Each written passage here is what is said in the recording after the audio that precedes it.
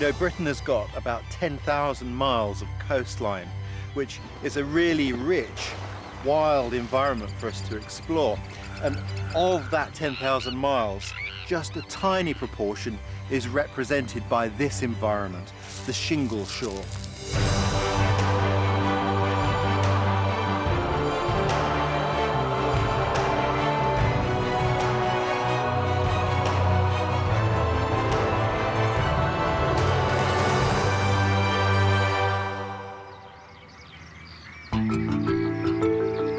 In this series, I'm visiting some of Britain's most outstanding areas of natural beauty to explore the fascinating wildlife that has made these places their home. I've come to the North Norfolk coast in East Anglia, one of the few places in Britain where large areas of shingle beach, sand dunes and salt marsh sit alongside each other. In this beautiful open wilderness, there's a surprising amount of activity if you know where to look. I'm really excited about being here. This is not an environment I visit all the time, and it's a fantastic time to be here. There's a good chance I'm going to see oyster catchers and terns nesting at this time of year. And also, I'm hoping I might catch up with some of the seals that this area is really famous for.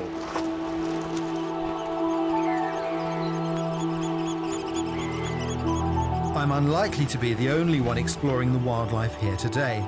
Norfolk has been dubbed Britain's bird-watching capital, and there's an outstanding variety of bird life here at any time of the year. A couple of shelduck out there. Makes a change to watch them quietly through a scope rather than having them rushing past overhead, screaming their heads off. Jutting out into the North Sea, North Norfolk is perfectly placed to receive the thousands of migrating birds that pass through here on their way to and from Africa and the Arctic. Over thousands of years, the action of these waves has broken down large flints into smooth pebbles that forms the shingle, with its distinctive crunch underfoot. There's a host of wildlife that relies upon this shingle to provide both shelter and refuge. One of the things about visiting this environment, particularly this time of year, is you've got to walk really carefully. I'll show you why.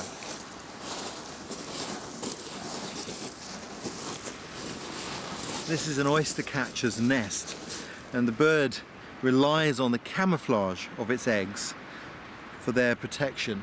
And it's so easy if you just blundered around here aimlessly to tread on a nest like that and destroy all of her hard work.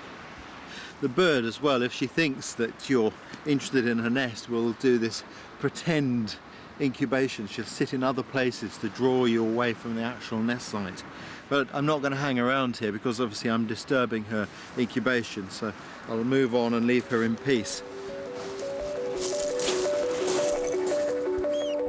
A group of oyster catchers have congregated just over the other side of this shingle bank. I'm going to see if I can get a closer look. I'm going to crawl up round on top here and just see if we can peer over the top. You have to keep your heads down as we go over the top.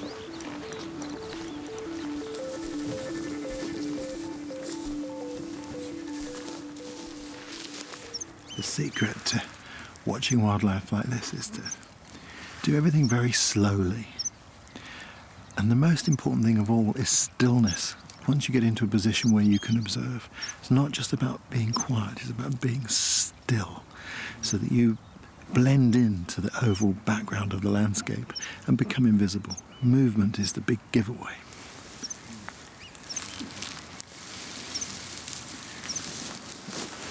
That's more than enough of a window to look through. Amazingly beautiful birds, you see the colours of the beak, the red orange beak, and an absolutely scarlet eye, and the ring round the eyes, it's astonishing colours. The oyster catchers use their long bills to pry open shellfish. In this part of the world they feed on mussels and cockles. As well as their bright orange eyes and bills, These striking wading birds are noticeable for their sharp piping call. These two are actually piping as part of a courtship display, with their heads bowed and their bills pointed downwards. All that noise is worth it, as when they mate, oyster catchers pair for life and will return together to this same spot year after year.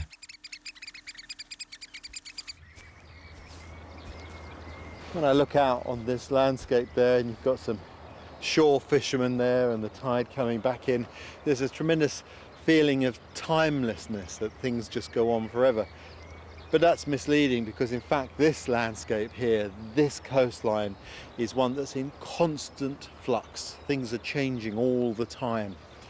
Over there you can see that salt marsh, and on the edge of it there are sand dunes forming on top of the shingle bank, and just behind the sand dunes there's the sea buckthorn, that dark line of sea buckthorn, that scrub forming. 21 years ago that was just all shingle there with a tern colony. In 21 years that's turned from shingle to salt marsh with the arrival of scrub. It just shows you that within one generation a landscape here can totally change.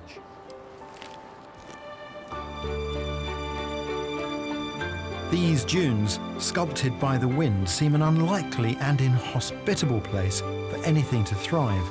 But this fragile habitat reveals a wide variety of plant life, such as this thrift, which is specially adapted to the harsh conditions. Just over the crest of the first shingle dunes is where you normally find the exciting plants. And look at that, isn't that magnificent?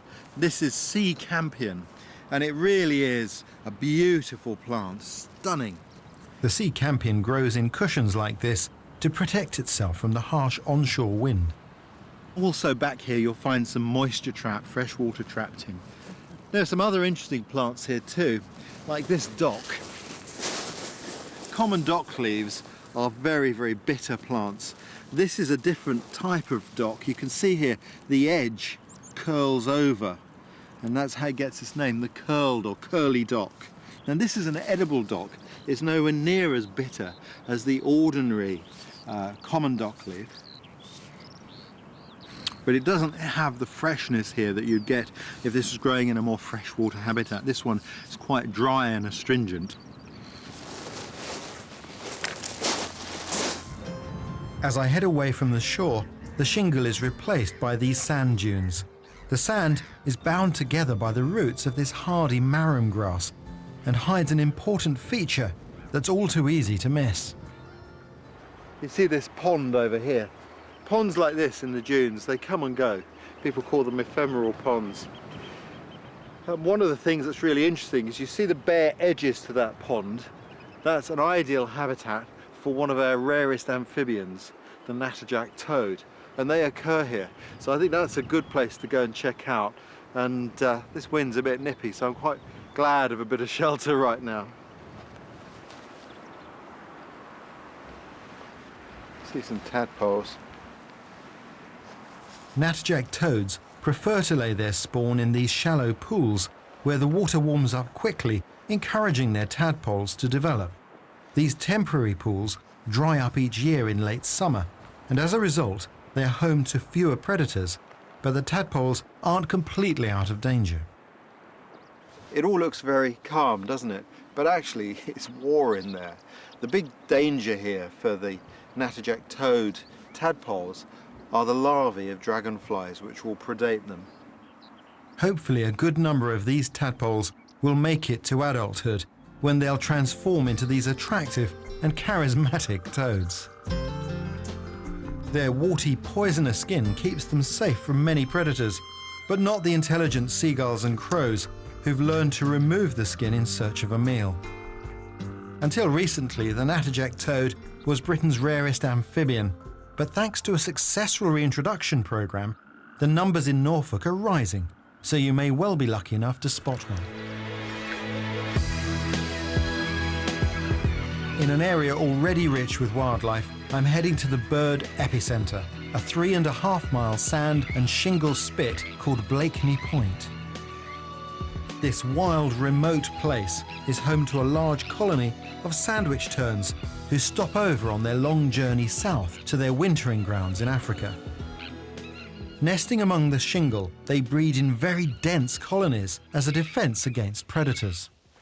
It's a wonderful privilege to be able to sit here and see them, because this area is normally closed off to the public. And there's a reason for that. If these were common or Arctic terns and I was to walk over there, they would attack me. But being sandwich terns, they don't defend their nest sites so vigorously. In fact, they just tend to abandon them. And so they're much more sensitive to disturbance, and that's why they have to have such special protection.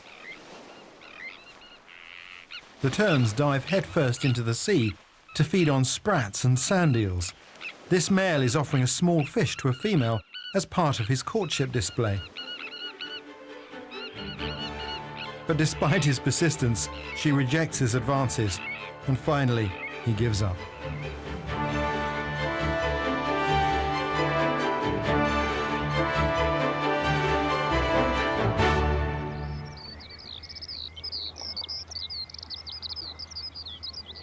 The shore landscape is constantly shaped and shifted by the waves, which in turn are controlled by the gravitational pull of the moon. Norfolk's wide skies are a perfect place to stargaze. Tonight it's a relatively new moon, but there's a clear enough sky for me to go moth netting with Warden Gary Hibbard. We're hoping to trick the moths into thinking this white sheet is moonlight by using this mercury vapor lamp. Well, there we go. Yeah. There are over 800 species to be found here, and Gary is as excited as I am to see what will turn up. You really like your moths, don't you? Yeah, very fond of them. You know, even for someone who's only got an average interest in wildlife, coming to an evening like this, and we've got a cracking moth just come in here. That's lovely. Small elephant hawk moth. Yeah, they're so beautiful. And that's a classic species that's only really found commonly on the coast. I mean, they really are so beautiful. The pink and the green there, it's sitting still, look at that. And also the shapes of the wings, which of course part of their camouflage. It's just, they are really exciting. Yeah, it's a bird wing sort of plain shape, isn't it? Yeah. It's amazing creatures. Look at that, isn't that beautiful? You told me that you find moths to be a really good barometer for the site that you look after. In what way are they a barometer? There's a great variety of plant life here, and a great variety of moths that obviously feed on it. But obviously all that can change. For instance, if the site becomes smothered in scrub, a lot of the more delicate, finer grasses and plants, smaller flowers that are food plants for certain species, those moths that rely on those will slowly dwindle away. So it helps you with regard to managing the site as well. Helps you sort of... A bit of a litmus, really. Yeah. A very common one.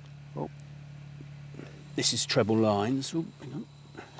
Yeah, they will come in thick and fast once they start. But we're only, less than 100 yards from the shoreline. Yep. And that's not very long for a moth to fly to this light. They're amazing.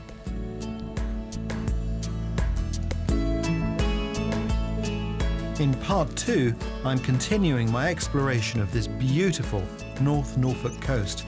I'm hoping to find out exactly why this man is digging. I'll also visit some sand martins and take a trip to see my favourite shore mammals, the irresistible grey and common seals.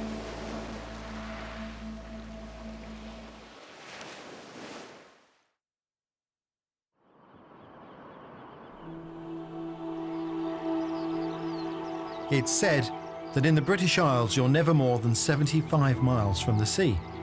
It plays a vital role in the lives of both people and wildlife. I've come to the North Norfolk shore to explore a beautiful stretch of this fascinating habitat.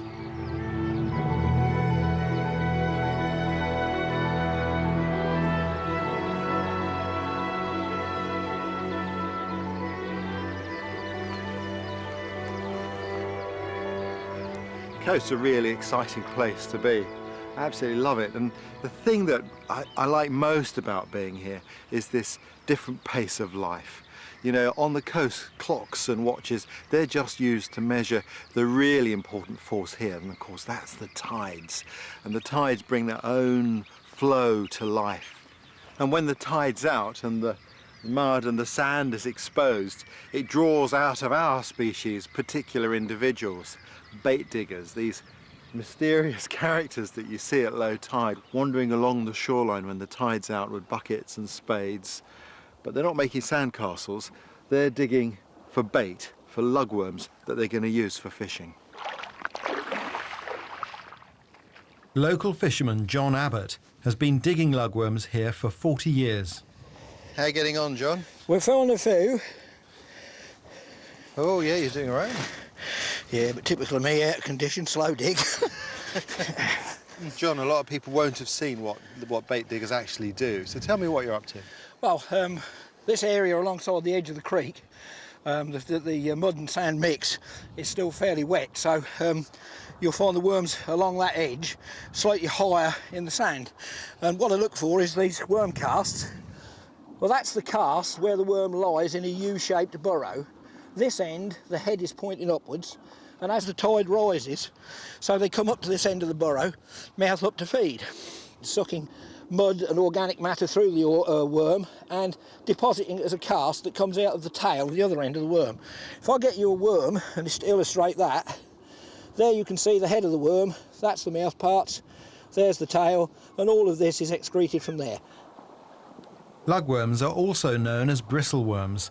They use their bristles and pulsating movements of their body to burrow down in the wet sand.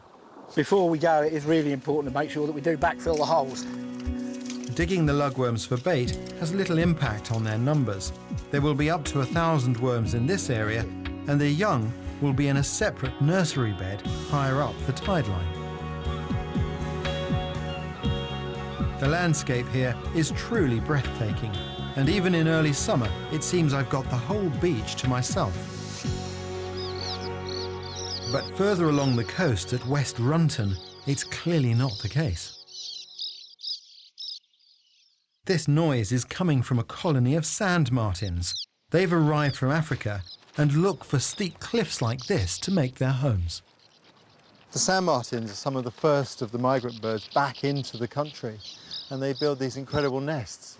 This is a natural cliff face here on the coast, but they don't mind whether it's a quarry or earthwork, something that we've made. They soon move in. The crumbling sandy texture makes it easy for the martins to excavate deep holes in the cliff face in which they lay their eggs. Those nesting holes are astonishing. They have a tunnel that can be as long as my arm. That's how deep they go in. It's the male bird that digs it initially, and then the female improves it. And at the end of the tunnel, there's a nesting chamber, and it's in there in a small nest made of grass and small feathers, mostly collected on the wing, that the clutch is laid. And those eggs are pure white, so that the female can find them in the dark. Inside the burrow, the newborn chicks are dependent on their parents to bring them food for about 3 weeks, until a few days after their first flight. It must be pretty nerve-wracking, that first launching out into space from such a precarious nest site. But of course it's the precariousness that's the advantage. It makes it very difficult for predators to get to them.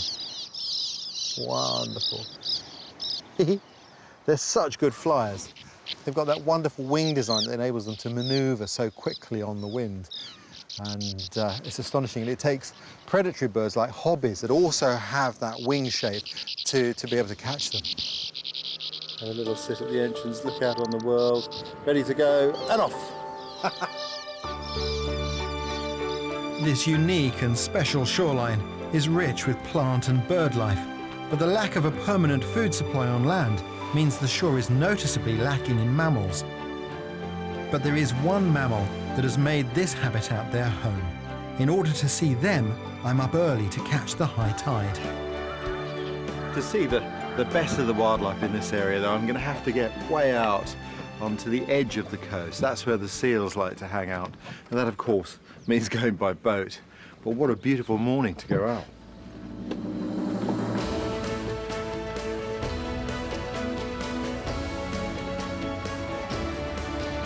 A mile offshore from Blakeney Point, you can see one of the largest colonies of common seal in the country, along with a smaller number of grey seals. There's a seal out there, you just see his head bobbing up. You can tell they're grey seals. They've got this longer, more V-shaped snout. They're much bigger. They stick their head up and have a look at you. You curious animals. These sandbanks are the ideal place for adult seals to haul out, to molt and pup. As we get closer, you get a real impression of the size of some of these seals. They look really ungainly on land, but of course, once they're in the water, it's a different ball game. You see this seal in the surf here. There's a grey seal in that surf. You get a real sense of the animal's energy. The seals, once they're in the water, of course, they're completely, just here, just here, just here. There, big grey seal, look at that. And then, you know, look at the speed with which he's moving. Isn't that incredible? You don't look ungainly now, do you? That's your world. Fantastic.